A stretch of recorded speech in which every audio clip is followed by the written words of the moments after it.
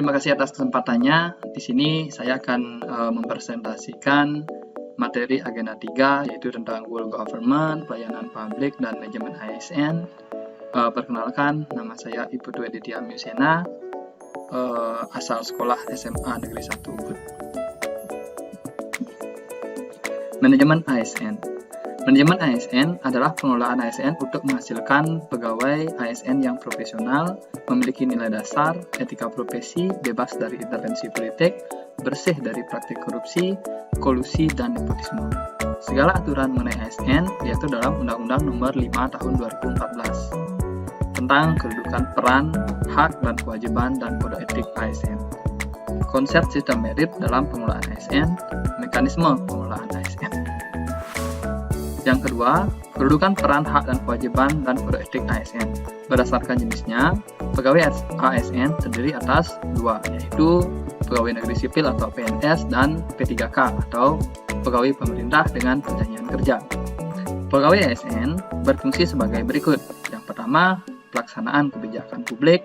Yang kedua, pelayanan publik. Dan yang ketiga, berkat dan pemersatu bangsa. Nah, selanjutnya, hak PNS. Ini ada gaji, tunjangan fasilitas, yang kedua cuti, yang ketiga jaminan pensiun dan jaminan hari tua, yang empat perlindungan, yang kelima pengembangan kompetensi, yang keenam jaminan kesehatan, yang ketujuh jaminan kecelakaan kerja, 8 jaminan kematian, dan yang terakhir adalah bantuan hukum. Sedangkan hak P3K hampir sama dengan PNS, hanya saja perbedaannya adalah di jaminan pensiun dan jaminan hari tua. Selainnya itu hampir sama, karena P3K itu seperti yang kita ketahui adalah berupa perjanjian kerja atau sejenis kontrak. Nah, selanjutnya, kewajiban pegawai ASN yang disebutkan dalam Undang-Undang ASN adalah yang pertama, setia dan taat kepada Pancasila, Undang-Undang Dasar Negara Republik Indonesia tahun 1945, Negara Kesatuan Republik Indonesia, dan Pemerintah Indonesia yang sah. Yang kedua, menjaga persatuan dan kesatuan bangsa. Yang ketiga, melaksanakan kebijakan yang dirumuskan pejabat pemerintah yang berwenang. 4. Menaati ketentuan peraturan perundang-undangan. Yang kelima, melaksanakan tugas kedinasan dengan penuh pengabdian, kejujuran, kesadaran, dan tanggung jawab. Yang keenam, menunjukkan integritas dan keteladanan dalam sikap, perilaku, ucapan, dan tindakan kepada setiap orang, baik di dalam maupun di luar kedinasan. 7.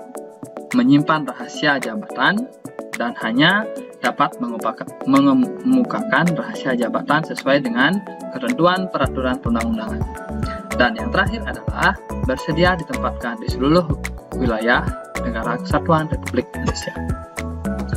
Selanjutnya, kita akan membahas tentang kode etik dan kode perilaku yang berisi tentang pengaturan perilaku sebagai ASN. Yang pertama, melaksanakan tugasnya dengan jujur, bertanggung jawab, dan berintegritas tinggi. Yang kedua, melaksanakan tugasnya dengan cermat dan disiplin. Yang ketiga, melayani dengan sikap, hormat, sopan, dan tanpa tekanan. Yang keempat, melaksanakan tugasnya sesuai dengan ketentuan peraturan perundang-undangan. Yang kelima, melaksanakan tugasnya sesuai dengan perintah atasan atau pejabat yang berwenang, sejauh tidak bertentangan dengan ketentuan peraturan perundang-undangan dan etika pemerintahan. Yang keenam, menjaga kerahasiaan yang menyangkut kebijakan negara. 7. Menggunakan kekayaan dan barang milik negara secara bertanggung jawab, efektif, dan efisien. 8. Menjaga agar tidak terjadi konflik kepentingan dalam melaksanakan tugasnya. 9. Memberikan informasi secara benar dan tidak menyesatkan kepada pihak lain yang memerlukan informasi terkait kepentingan kedinasan. Dan 10.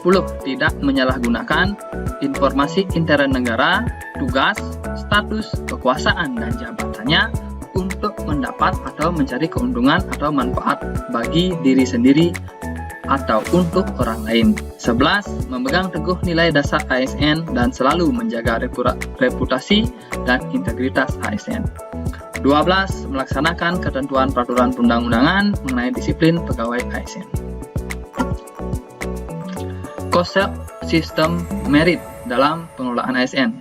Sistem merit adalah kebijakan dan manajemen ASN yang berdasarkan pada kualifikasi, kompetensi, dan kinerja secara adil dan wajar dengan tanpa membedakan latar belakang politik, ras, warna kulit, agama, asal-usul, jenis kelamin, status pernikahan, umur, dan kondisi kecatatan. Sistem merit harus diterapkan pada ASN yang terdiri atas dua komponen, yaitu PNS dan P3K. Kelembagaan untuk menjamin keberadaan sistem merit dalam pengelolaan ASN yaitu adalah KASN, yaitu Komisi Aparatur Sipil Negara. Kementerian yang menjalankan urusan pemerintahan di bidang pemberdayaan aparatur negara yang saat di sini disebut dengan Kementerian Pendayagunaan Aparatur Negara dan Reformasi Birokrasi atau Kemenpan dan RB.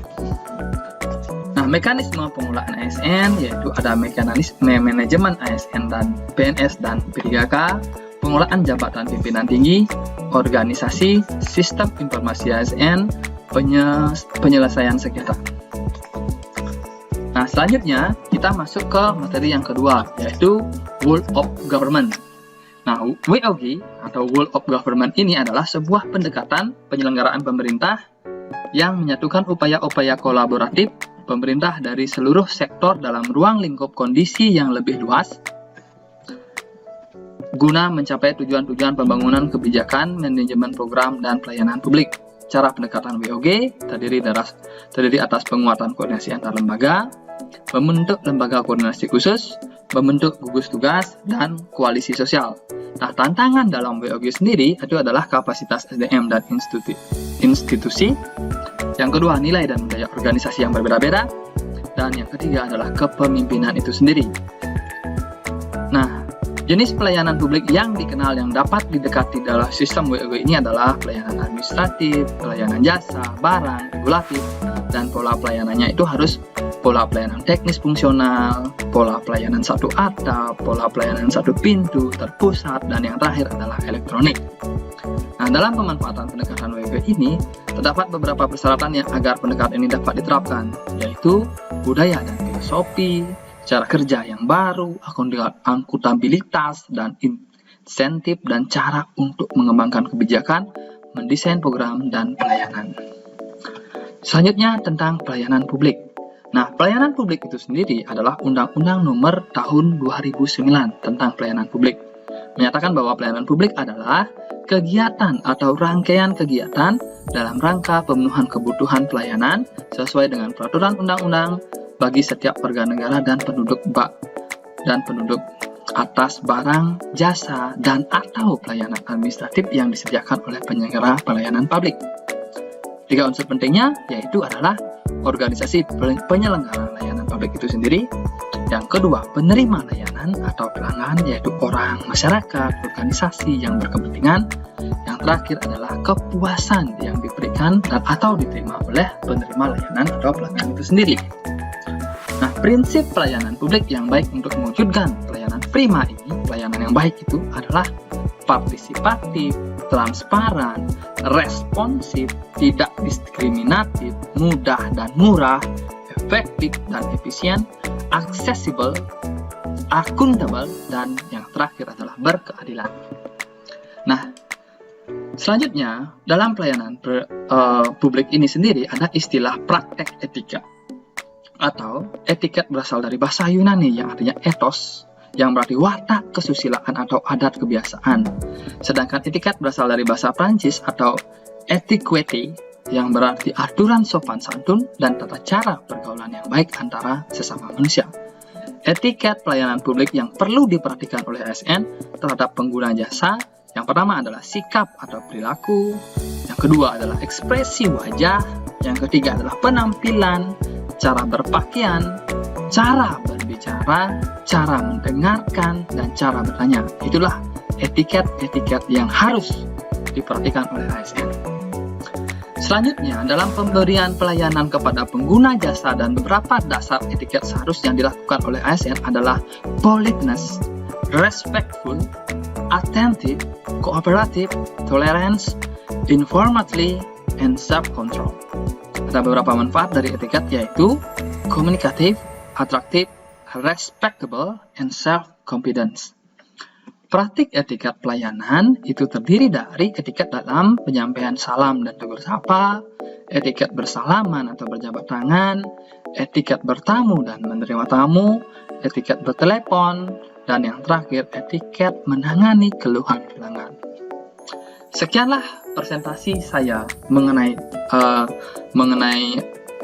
agenda 3 yang terdiri dari manajemen ASN, Work of Government atau WOG, dan pelayanan publik.